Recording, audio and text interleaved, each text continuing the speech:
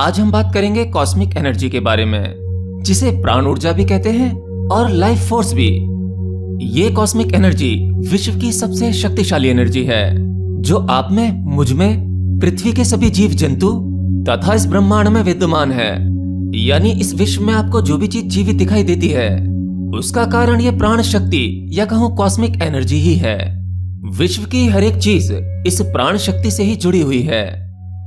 आप यह तो जानते ही होंगे कि हमारे इस भौतिक शरीर में एक सूक्ष्म शरीर है, जिसके अंदर ईड़ा, पिंगला और सुषुम्ना नाड़ी सहित 72,000 सूक्ष्म नाड़ियां हैं। उन्हीं सूक्ष्म नाड़ियों के माध्यम से हमारे शरीर के हर एक अंग में प्राण शक्ति पहुंचती है, यानी वही ये कॉस्मिक एनर्जी। आपकी ये सूक्ष्म नाड़ियां ही वह चैनल हैं जिनमें ये कॉस्मिक एनर्जी ट्रेवल करके आपके शरीर को जीवित रखती है, जिसके कारण आप अपने होने का अनुभव करते हैं। अगर आप इस प्राण ऊर्जा को ग्रहण करना रोक दें तो आप तत्क्षण मर जाएंगे, क्योंकि आप यह तो जानते ही होंगे कि आप बिना खाने के कुछ दिन तक जिंदा रह सकते हैं, पानी के बिना 3 दिन तक जिंदा रह सकते हैं और बिना ऑक्सीजन के आप 5 मिनट तक जिंदा रह सकते हैं। लेकिन अगर आपके भीतर से प्राण ऊर्जा एब्सेंट हो जाए तो आप 1 सेकंड भी जीवित नहीं रह सकते। तो अब कई लोगों का यह सवाल होता है कि क्या हमारी प्राण ऊर्जा और हमारी सांस एक ही है, और क्या हम अपनी प्राण ऊर्जा को देख सकते हैं? तो जवाब है नहीं। हालांकि प्राण ऊर्जा को ही श्वास कह दिया जाता है, लेकिन आपकी श्वास और प्राण ऊर्जा दोनों अलग चीजें हैं, पर ये एक दूसरे में इतनी अधिक समाहित हैं कि इसमें भेद कर पाना मुश्किल होता है। आप जो श्वास लेते हैं वह वायु है, हवा, लेकिन जो प्राण शक्ति है, ये कॉस्मिक एनर्जी, उस हवा में घुलकर ही उसी हवा में ट्रेवल करके आपके शरीर के भीतर पहुंचती है। ये एक प्रकार की शक्ति है जिसे देखा नहीं जा सकता। वैसे देख तो आप हवा को भी नहीं सकते। अगर हवा में यानी वायु में कुछ डस्ट पार्टिकल हैं या उसमें जल की मात्रा है, तब आपको ऐसा लगता है कि आप हवा को यानी वायु को देख सकते हैं, परंतु शुद्ध वायु को आप नहीं देख सकते। हाँ, लेकिन उसका अनुभव किया जा सकता है। प्राण शक्ति तो इससे भी बहुत सूक्ष्म चीज है, आप उसे नहीं देख सकते।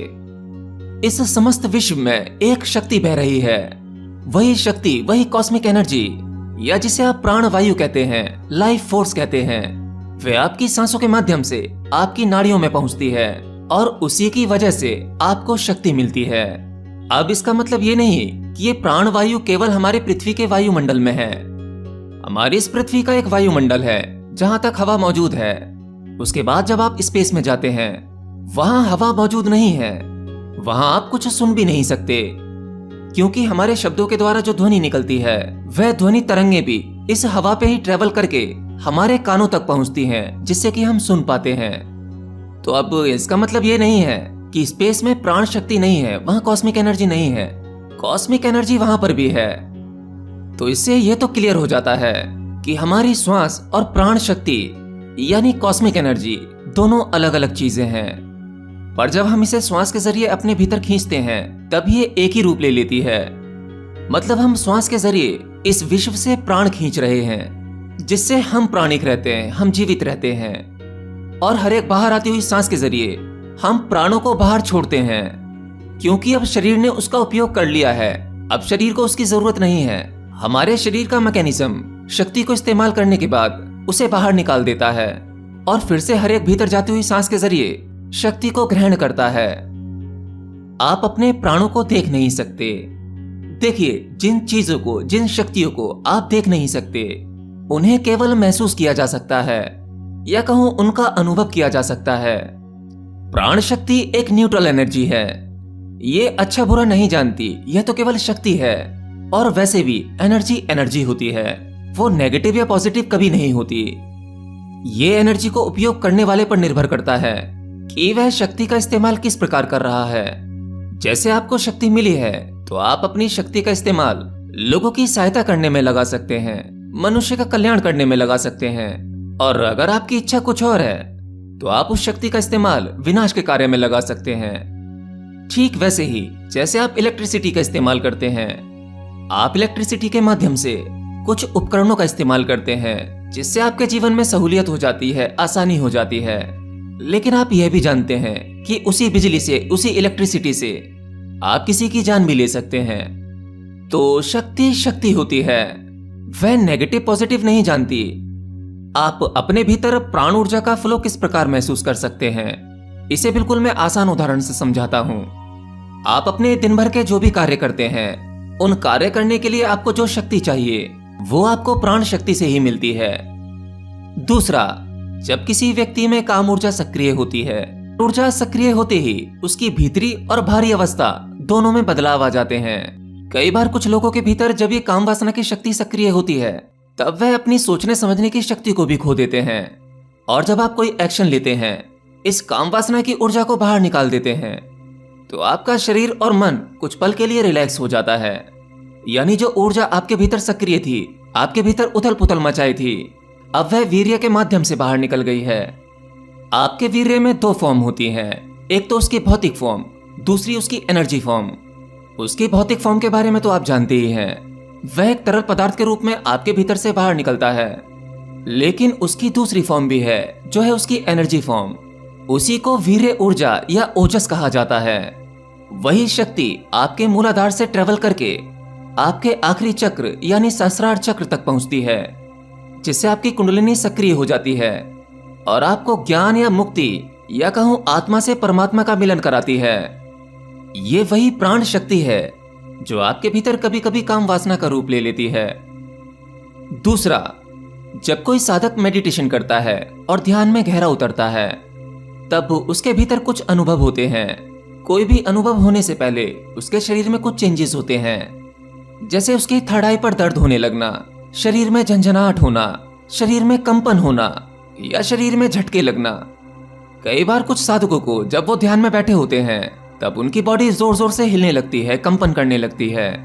तो एक ध्यानी को शरीर में कुछ अलग अलग प्रकार के अनुभव होते हैं।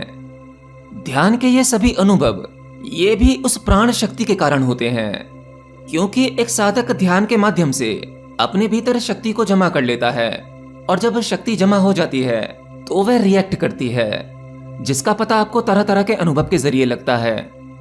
अब देखो, प्राण शक्ति एक ही है।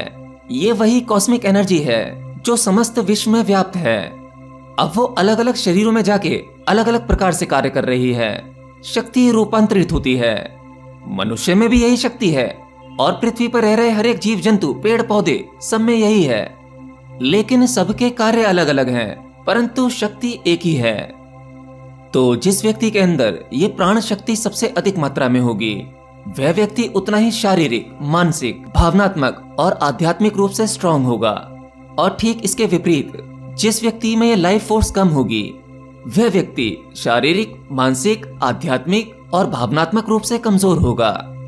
तो अब सवाल ये उठता है कि हम अपनी इस प्राण ऊर्जा को कैसे विकसित करें, जिससे कि हम ज्यादा प्राणवान हो सकें और हमारा शारीरिक, मानसिक और आध्यात्मिक विकास हो सके।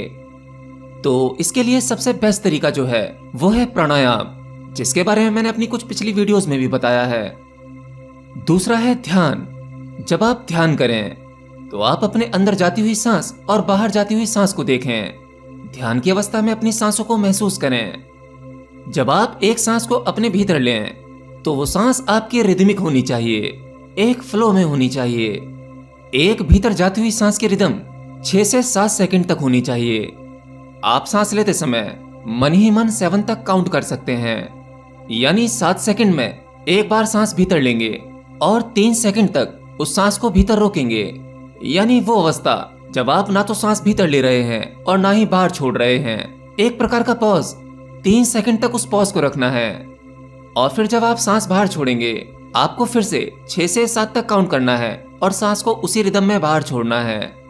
इस एक्सरसाइज को आपको 10 मिनट तक करना है। उसके बाद अगला स्टेप जो बहुत इंपॉर्टेंट है, मैंने आपको बताया कि प्राण शक्ति समस्त विश्व में फैली हुई है। आप इसे जितना ग्रहण करना चाहें आप इसे कर सकते हैं, आप इसके लिए फ्री हैं। तो जब आप प्रकृति के बीच में हैं, जैसे पेड़ पौधे या खुला आकाश जहां शुद्ध वायु हो, तब वहां पर आपको निर्विचार होकर उस प्राण शक्ति को महसूस करना है। जब आप किसी पेड़ को स्पर्श करें तो उस पेड़ को स्पर्श करते समय उस प्राण शक्ति का भाव उस पेड़ में महसूस करना है, क्योंकि वह पेड़ भी इसीलिए जीवित है क्योंकि निरंतर वह पेड़ प्राण शक्ति को ग्रहण कर रहा है, और शायद आपसे ज्यादा मात्रा में और प्राकृतिक रूप से कर रहा है। अब मनुष्य को छोड़कर पृथ्वी के बाकी सभी जीव, अब चाहे वो पेड़ पौधे ही क्यों ना हो, ये सब कुछ एक प्राकृतिक पैटर्न से चलता है, एक रिदम से चलता है। ये प्राण शक्ति भी एक रिदमिक तरीके से लेते हैं। बस इंसान जब प्राण शक्ति को ग्रहण करता है तो वह कुछ मिलावट कर लेता है, वह अप्राकृतिक हो जाता है, जिसके कारण आपके जीवन में सभी परेशानियां उपद्रव पैदा होते हैं। तो आपको उस पेड़ को स्पर्श करना है, उसमें बह रही प्राण शक्ति को महसूस करना है, उसे प्रेम से देखना है। अगर आपका मन करे तो उसे गले लगा लो। फिर वह पेड़ आपको ऑक्सीजन के साथ साथ अधिक मात्रा में प्राण शक्ति भी देगा। जब आप किसी पेड़ पौधे से प्रेम से जुड़ जाते हैं, अपनी भावनाओं में उसे महसूस करते हैं, तब आप उस पेड़ का पत्ता भी नहीं तोड़ पाएंगे, क्योंकि उस वृक्ष के दुख दर्द भी आप महसूस करेंगे। ऐसे ही प्रकृति की हर एक चीज को देखो, उसे महसूस करो, उसे विजुअलाइज करो, उसकी प्राण शक्ति को समझो और रिलैक्स रहो, प्रेम भाव रखो। आपको भरपूर मात्रा में प्राण ऊर्जा मिलेगी और फिर उस ऊर्जा का सदुपयोग होगा, न कि दुरुपयोग। देखिए, आध्यात्म की ये सभी विधियां आपको सहज, सरल और प्राकृतिक बनाती हैं। और आपको जानना चाहिए कि आध्यात्मिक मार्ग में गति करने के लिए सबसे पहले आपको सहज, सरल और प्राकृतिक होना होगा। उसके बाद ही आपकी गति होगी। नहीं तो आप कुछ भी क्रियाएं कर लें, कुछ भी विधि विधान कर लें, आप हमेशा अपने आप को वहीं खड़ा पाएंगे जहां समाज में पहले खड़े थे। आपकी कोई गति नहीं होगी।